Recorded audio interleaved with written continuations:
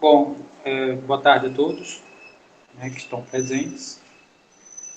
Não sei se vocês lembram, mas no nosso último encontro, a gente teve um probleminha aqui na sessão 149. Inclusive, não sei se vocês perceberam também, na hora que eu joguei o vídeo lá para vocês, eu cortei a parte que falava dessa questão, né, já que ela continha uma solução que não chegava em canto nenhum, né, era só o debate. Então a gente vai reiniciar dela, tá? A ideia que eu vou utilizar dessa vez vai ser um pouquinho diferente, né? Aquele caminho que a gente usou, ele, de certa forma, não resolveu o problema, né? Ele fazer a leitura aqui rapidinho, tá? Mas aí eu vou entrar em detalhes com vocês as razões, né? Por que que não deu certo e agora por que que vai dar certo. As duas questões na sequência, né? A 150 e a 151, elas são questões curtas. Eu acho que dá para a gente resolver hoje três questões, tá? Então,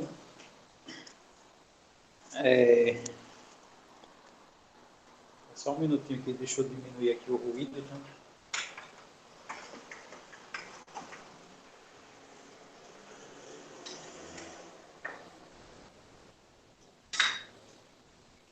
Então, vou fazer a leitura aqui. Ele diz assim: para a compra de um repelente eletrônico, uma pessoa fez uma pesquisa nos mercados de seu bairro, né? Isso aqui eu estou fazendo a leitura aqui.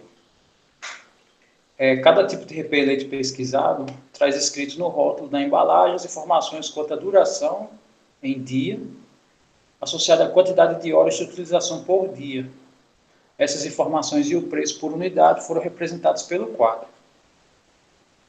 A pessoa comprará aquele que apresentar o menor custo diário quando ligado durante 8 horas por dia. Eu acho que um dos problemas que a gente teve na hora de resolver essa questão foi essa informação aqui, tá?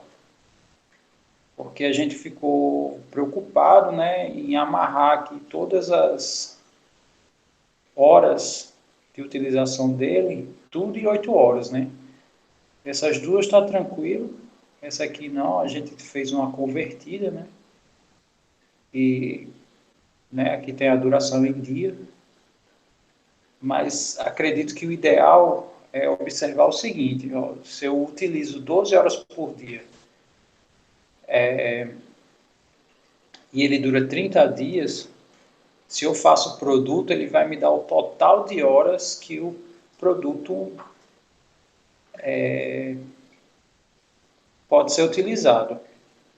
E aqui está dizendo o preço, né, de todas essas horas. Quer dizer, a ideia é converter tudo para horas, que aí eu acho, né, independente das 8 horas, que aí a gente olha qual que tem mais duração em horas comparado aos valores. Não sei se todo mundo entendeu essa ideia, tá?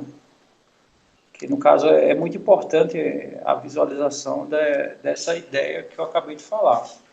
Eu vou só repetir, ó. Aqui ele diz a quantidade de dias, né, que o produto dura, e aqui diz a quantidade de horas que você utiliza por dia.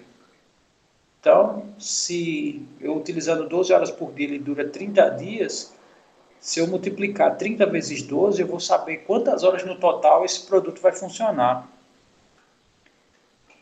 E olhando para, fazendo isso com todos os outros, né, eu vou ter uma boa referência, que é a questão de quantas horas eles duram e seus valores.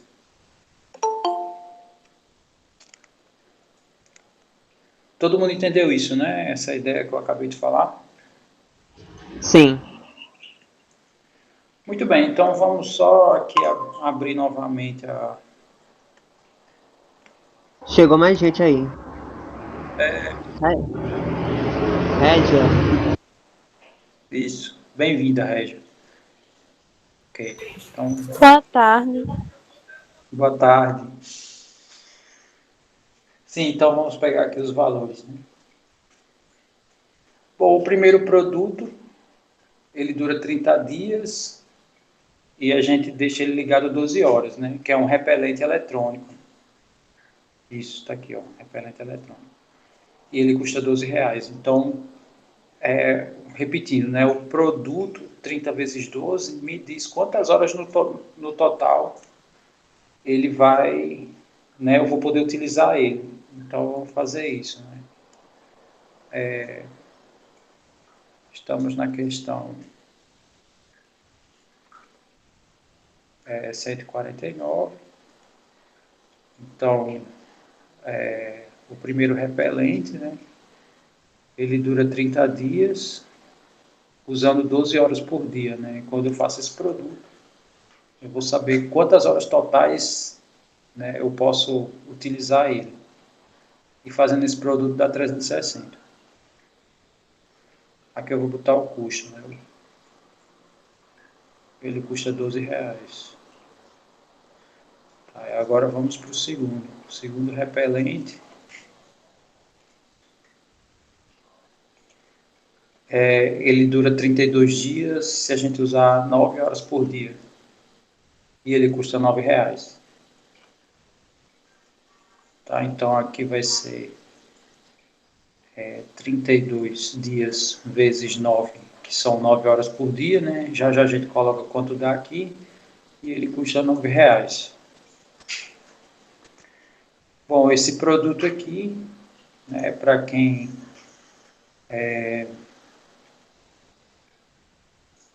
tem problema assim, de fazer de cabeça, né? Às vezes não é tão fácil fazer contas de cabeça, a gente pode fazer assim, né? Desmembrar o 32 como 30 mais 2 vezes 9, né? Aí o 9 multiplica os dois. Então, 9 vezes 3 dá 27, né? Então, aqui vai dar 270, mais 9 vezes 2 dá 18, né? Então, isso aqui dá 288. Vamos agora para o terceiro. O terceiro, a conta é simples, né? Ele dura 40 dias, usando 10 horas por dia e custa R$ 10. Então, aqui as horas totais deles, né? Vou botar aqui horas totais.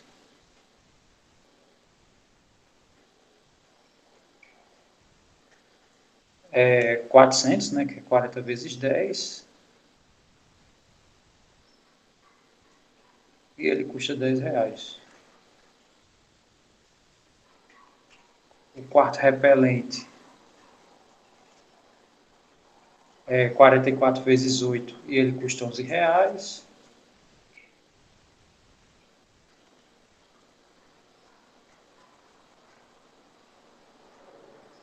É 44 vezes 8 e ele custa R$ 8. É isso? Deixa eu só conferir aqui. Desculpe, é R$ 11.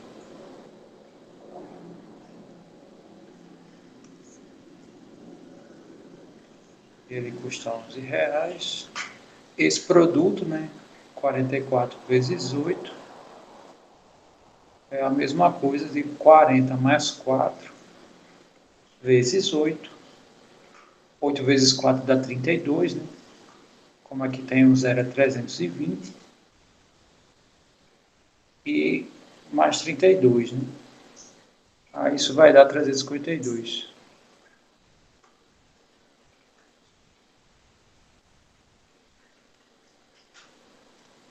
Ele custa R$ 11. E por fim, né, o quinto repelente é 48 vezes 8, né? E ele custa R$ 12. Vamos escrever isso. 48 vezes 8 e ele custa R$ 12. 48 vezes 8, se ir nessa mesma ideia, né? Vai ficar 40 mais 8 vezes 8. Também vai ficar 320, sendo que 8 vezes 8 é 64. Né? Isso aqui vai dar 384. Tá. Agora, para a gente saber Quanto ele, assim, o melhor custo-benefício,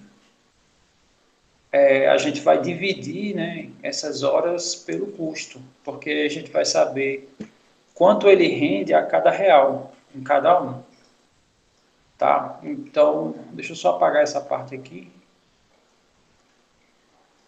que aqui só são as continhas mesmo. Eu vou colocar aqui o custo-benefício, né?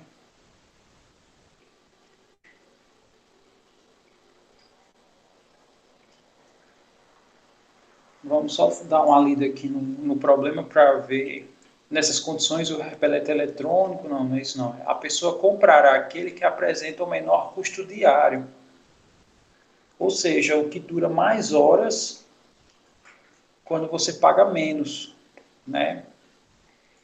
Então a ideia aqui, para a gente saber o melhor custo-benefício, é fazer o seguinte, é eu pegar 360, se eu dividir por 12, eu vou saber quantas horas ele dura a cada R$ 1. E comparando com R$ 1 em todos, né, a gente vai ver qual que dura mais, né, você pagando R$ 1. Então, aqui fazendo a conta, né, vai dar 30. Então, ele dura 30 horas a cada R$ 1. Isso é o que significa essa fração, tá? Agora a gente vai dividir, né, 288 por 9.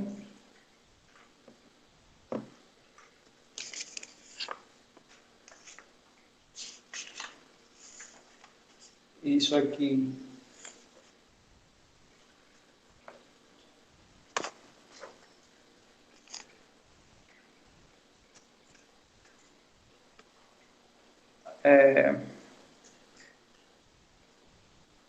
vai dar 32. Tá? Então ele dura 32 horas a cada R$ 1. 400 por 10 é simples. Isso aqui dá 40. Então ele dura 40 horas a cada R$ 1. Esse aqui é 352 por 11. Isso aqui vai dar 32 também.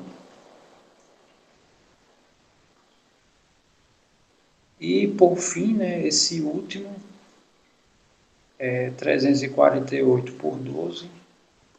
Isso aqui também vai dar 32.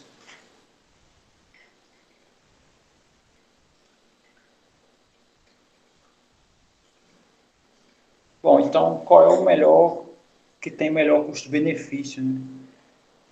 É aquele que apresentar mais horas a cada real gasto. Se a gente olhar, né, o item, o segundo, o terceiro, o quarto e o quinto, né, praticamente o custo é o mesmo. A cada R$ 1 ele dura 32 horas. Tá? Ele dura 32 horas a cada real.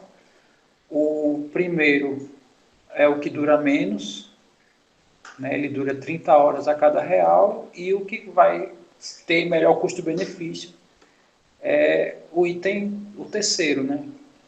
Que a cada real ele vai durar 40 horas. Então, esse aqui é o que a gente vai escolher, né, para obter o melhor custo-benefício.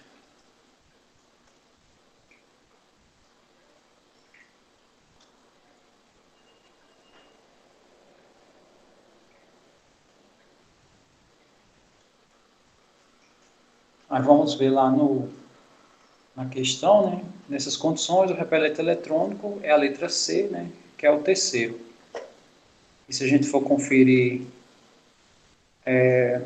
no gabarito, né, de fato é a letra C, né, a questão 149. Tranquilo, né, essa questão? Todo mundo visualizou a ideia da solução dela?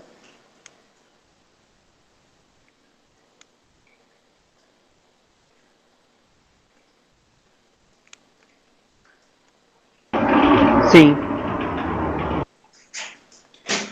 Tá, aí só fazendo os comentários finais, né? Por que que da outra vez a gente não conseguiu fazer, né? Porque a gente foi uniformizar esses valores aqui, a gente transformou tudo para 8, né? E a gente teve um problema que teve um empate aqui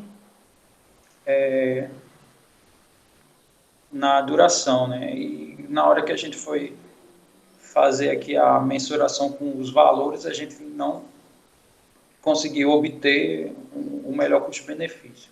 Então, esse caminho que a gente fez hoje, né, ele acabou sendo um caminho mais tranquilo, mais direto. Muito bem, então essa é a ideia dessa questão 149. Como eu falei, hoje as três questões na sequência, né, a 150, a gente vai resolver essa questão, né, essa questão ela se resolve olhando para o gráfico só, simplesmente. Então a gente vai fazer uma leitura aqui e olhar para esse gráfico e determinar a alternativa que ele pede, né? É a leitura de gráfico, então ela é uma questão relativamente fácil. E a 151 também, tá? É de acordo com esse gráfico aqui que a gente define, né, qual a alternativa aí que ele solicita, ou maior ou menor, né? Que normalmente essas questões só pedem uma dessas coisas. Então vamos fazer a leitura aqui da 150, né? E ver qual alternativa, né, resolve esse problema. Então aqui a gente tem o modelo predador-presa, tá? Que ele consiste em descrever a interação entre duas espécies, sendo que uma delas, a presa, serve de alimento para a outra, o predador. Né? Então, sei lá, imagine aí um modelo que aqui eu tenho a presa, sei lá, imagine coelhos, e aqui um predador, imagine, sei lá, um leopardo, sei lá, coisa desse tipo, tá? Então, aqui é o que acontece no comportamento presa-predador, né? Então, sei lá, aqui é a taxa de consumo, né? Então, à medida que esse aumento aqui, né, tá me falando que está aumentando a taxa de consumo, né? E aqui é o intervalo, né, da densidade. Então, quanto mais baixo a minha curva, né, menor vai ser a minha densidade, ou seja, vai ter menos presa, né, e maior vai ser o consumo, né, dos predadores. Muito bem. Sendo que aqui o numérico é aqui, né? Aqui ele está só definindo pontos que a pergunta vai ser justamente em cima desses valores aqui. Tá, então aqui eu tenho três modelos, tá? Tem o modelo F, que é essa linha preta, né, contínua.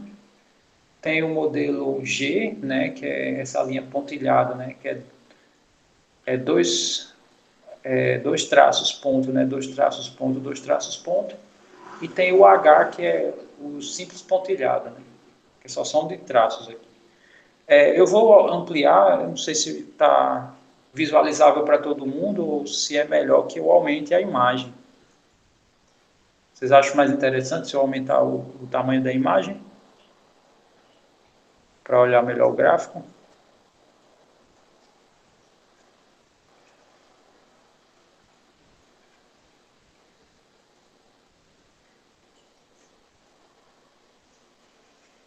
Todo mundo entendeu a minha pergunta? Sim.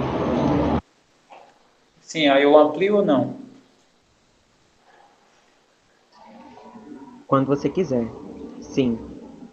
Tudo bem. Então, deixa eu ver aqui. Vamos aumentar, né? Para a gente ver. Eu acho que aqui está tranquilo. Tá, então, só terminar aqui, né? A resposta funcional é a relação entre a taxa de consumo e o predador, né? A taxa de consumo, desculpe, de um predador e a densidade populacional de sua presa. Aí a figura mostra três respostas, né? sei lá, tem 3 pessoas aqui no grupo, né? Imagine que é Felizardo fez a análise do predador presa, né? Aí, sei lá, vamos imaginar que isso aqui é que a Regia fez e Luan fez, né? E cada um, quando apresentou, mostrou esses gráficos aqui. Em que a variável independente, né, representa a densidade populacional da presa. Então, a minha variável está, né, tá aqui, né? Num gráfico é x e y, né? X é a minha variável, né? Então, aqui a minha variável é igual aos gráficos que a gente faz, né? É nesse eixo. Bom, agora vamos à pergunta, né? Qual o menor intervalo em que a resposta funcional f de x é menor do que as respostas g e h? Então, ele pergunta qual intervalo a resposta é menor de f, né? A resposta de f é menor do que as outras. Então, se a gente olhar, vamos observar só alguns pontos aqui. Por exemplo, o ponto A. Nesse ponto A aqui, lembrando, ó, F é essa preta escura, né? G é essa daqui, ó, essa pontilhada aqui, né, com pontos e traços, e H só tem traços. Pergunta, em A, o F é mais baixo, ou seja, essa, né, curva densa aqui, ela é mais baixa do que essas duas? Aqui,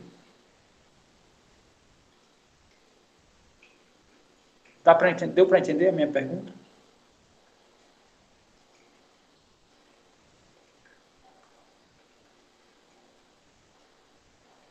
O senhor quer saber qual é a linha que está mais baixa Ele dessa. quer, pode falar. Pode falar. Não, fala o É, senhor. na verdade, ele quer saber o seguinte, ele quer saber quando é que o F é mais baixo que essas duas. Ou seja, quando é que essa linha contínua aqui ela é mais baixa do que as pontilhadas. Então, se a gente olhar aqui, ó, F está acima, né? Se F está acima, não é isso que ele quer. Ele quer saber quando é que F está abaixo. Tá, e se a gente olhar em B aqui, a gente vê que o F está igual a G, ó, nesse ponto aqui, ó. O H que está mais embaixo. Se a gente olhar aqui em C, o F está igual a H e o G está mais acima. Mas daqui em diante, né, olhando o D, o F está mais abaixo e o E também, o F está mais abaixo. Sendo que ele quer um intervalo, né?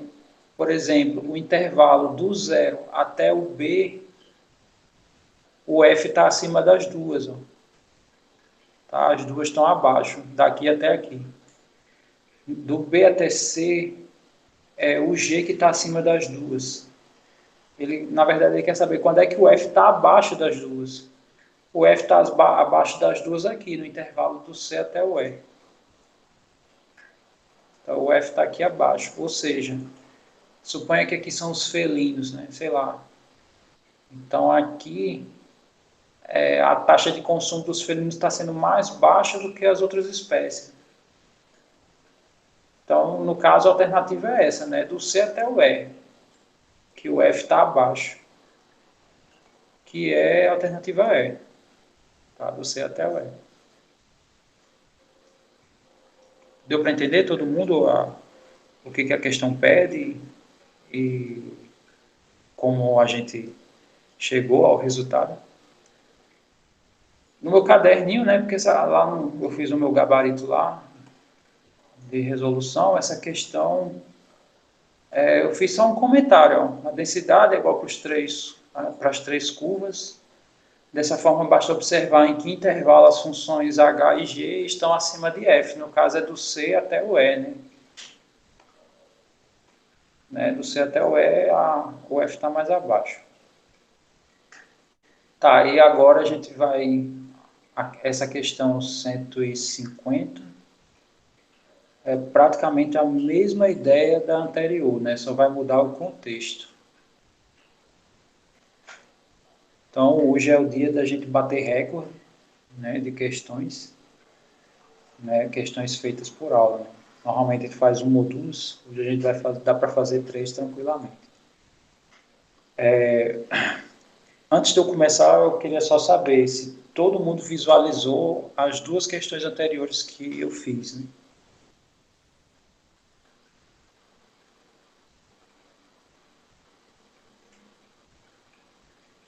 Luan falou que sim.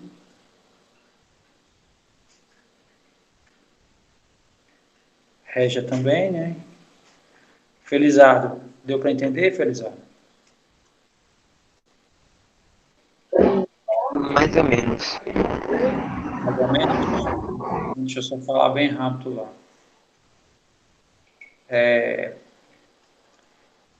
Bom, de novo, né? Ele quer saber o intervalo que a resposta F é menor do que as respostas G e H. Aí é só olhar aqui quem é cada um, tá? F é essa daqui, ó. Essa linha escura, né? Fechada e contínua. O G é essa linha aqui, ó, que é 2 traços e um ponto. 2 traços e um ponto, 2 traços e um ponto, e assim vai. Essa é G. E o H é só essa que tem traços. Aí, repetindo a pergunta, né? Qual é o intervalo em que F é menor do que G e H? Bom, se a gente olhar, beleza, começou aqui o gráfico, né? Quando eu chegar aqui em A, por exemplo, a gente vai perceber que o F é maior.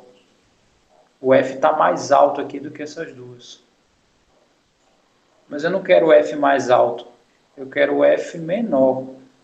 Ou seja, eu quero o F mais baixo.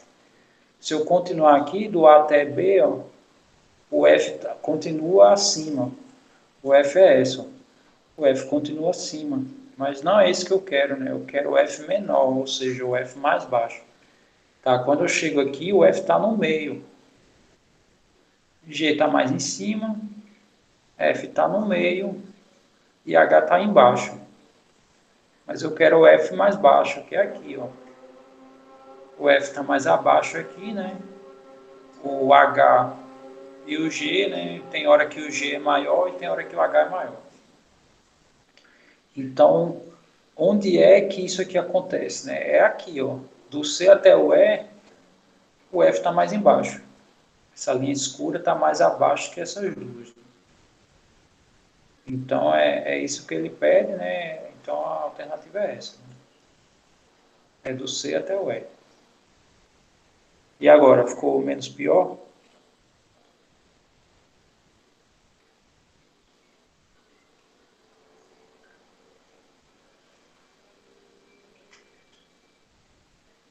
Felizardo? Sim, pois não? Deu para entender agora? Ah, essas perguntas são difíceis, a 151. Né? Peraí, esse é a 153? Não, 150. Então, eu vou ler a outra que parece com essa, né? Aí eu vou ver se ajuda nessa, tá? Tá. Depois eu volto para essa. Olha, esse áudio aqui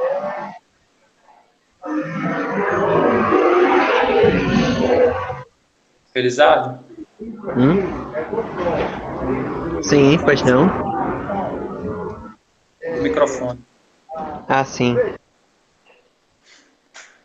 Bom, vamos à ideia aqui da 151, tá? Então, a 151 diz assim, ó. Eu sei que às vezes o contexto é gigante, né? A pergunta é super besta, mas o contexto é só para ludibriar, né? Um pouco. Mas vamos fazer a leitura aqui, né? Então ele diz assim, ó, na anestesia peridural, né? Isso aqui é uma informação que a gente não precisa saber o que é, mas sabe-se que vai ser aplicada anestesia, né? Que é usada em parto. Provavelmente isso aqui deve ser na coluna, não sei. O médico anestesista, ele precisa introduzir uma agulha nas costas, né? Que é como eu falei, né? Que atravessará várias camadas de tecido até chegar a uma região estreita, chamada espaço epidural, que envolve a medula espinhal. A agulha usada para injetar o líquido anestésico e a força que deve ser aplicada à agulha para fazer avançar através dos tecidos da variável, né? No caso, a questão ele vai mexer com essas duas coisas, né? Que é a força e onde, né? Pelo menos é o que deu para entender até o momento. A figura que tem o gráfico aqui, que a gente já vai fazer a leitura, né, já já, é um gráfico, né, que apresenta a força em Newton, e o deslocamento X da ponta da agulha. Tá? Então, tem hora que a gente vai fazer mais força e hora menos força, né? Muito bem, então considere que a velocidade da penetração da agulha deve ser a mesma, né, durante a aplicação da anestesia, né? Então, a aplicação é sempre do mesmo jeito, né? Não tem ponto que ele aplique mais rápido, pontos que ele aplica mais devagar. E cada ponto deve ser proporcional à resistência naquele ponto, né? Sei lá, imagine que tem certas partes, eu sei que parece ser uniforme, mas é como se em certas partes o couro fosse mais difícil de penetrar e outros não. E esses que é mais difícil de penetrar, você tem que aplicar mais força. Tá? Então, aqui eu tenho o gráfico, né? Tem algumas aplicações aqui no ponto, né? Sei lá, tem aqui a força, né? Que é de 0 até 12 newton no máximo. Então, aqui é a profundidade. Então, de 0 a 10 milímetros, né? Tem hora que a força é crescente, né? Ele chega até o máximo aqui. E depois desse ponto, né? Bem pertinho de 10 milímetros aqui. Aqui, no caso, é um pouco antes de 10 milímetros, né? Ele não precisa aplicar tanta força, né? Isso vai diminuindo, né? E assim vai, né? Tem hora que você tem que aplicar mais força, tem hora que você faz menos força, né? Ok. Então, vamos à pergunta, né? Com base nas informações apresentadas, a maior resistência da pele à força aplicada observa-se ao longo de que segmento? Então, ele está perguntando assim, onde a pele resiste mais? Do A até B? É aqui que ela resiste mais? Lembrando que onde você faz mais força, é onde a pele está resistindo, né? Imagine assim, imagine que eu vou aplicar uma injeção no ombro, no músculo do ombro, imagine que eu vou aplicar a força no osso, por exemplo. É lógico que no osso eu vou ter que fazer bem mais força do que no músculo, né? O músculo é macio, o osso é duro. Então, aqui tem alguns intervalos, né, que ele mostra a aplicação da força, né? Então, a pergunta é, onde é que vocês acham que a pele resiste mais? É do A até B? É do B para C? Do C para D? D para E? E para F? F para G? G até H? Ou do H até o I? Então, diga aí para mim, onde é que vocês acham que a pele resiste mais? Né? Em que profundidade? Né? De que pontos aqui? Do D para o E? Do E para o F? Do G para o H? Né? Isso foi o que Luan respondeu. Regia. Eu também marcaria, eu falaria essa do G para H. Muito bem. E Felizardo? Também conto com a régia. Muito bem. De fato, os três estão corretos, tá? Porque desse ponto aqui, né, pouco antes dos 30 milímetros até 30 milímetros, veja que a força aqui é a máxima, né, e você usa por um certo tempo essa força máxima, né?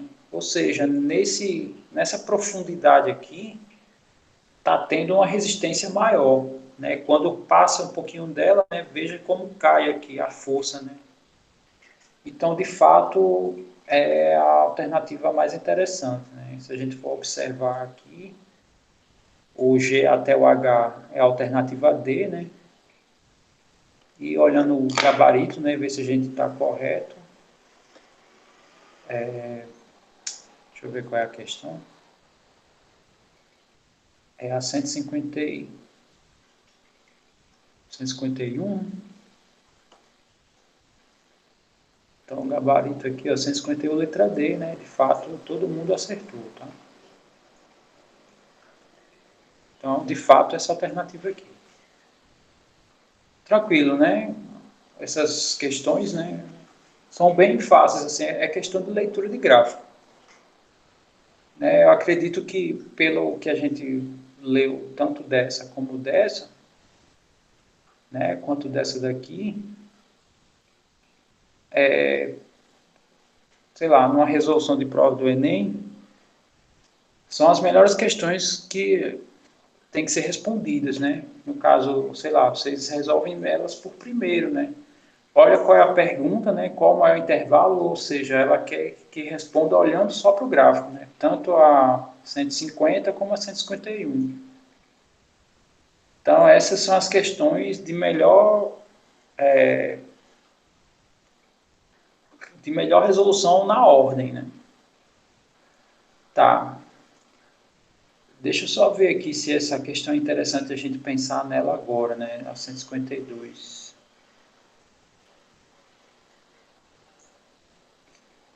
Não, essa aqui não é... Vai demorar se a gente... Vai acontecer a mesma coisa da aula anterior, né? A gente começou uma questão, parou e, sei lá, hoje que resolveu a questão. Então, assim, né? Aqui no meu relógio falta 10 minutos. Eu acho que já está de bom tamanho essas 3 questões por hoje. Não sei o que vocês acham. Vocês querem mais uma ou vocês acham que está bom por hoje? Olha, a sua aula só termina de 3h50.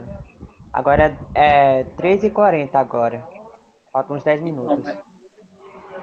mas é que tá. Eu estou perguntando assim, se vocês acham melhor que eu comece essa ou se eu deixo para a próxima aula, né? Porque, sei lá, possa ser que eu não termine essa questão, né? Essa questão aqui, ela é mais... precisa de mais ferramentas. Então, eu vou fazer assim, tá? Pode Então é falar. na próxima. Então pode ser na próxima, então. Ok, então eu vou fazer assim. Eu vou só encerrar aqui a gravação, tá? E eu volto lá para a questão 150, né? Para felizar. Tá? Felizar. Estava com dificuldade. Nesse caso aí, Aí eu faço ela... quando você vê separadamente,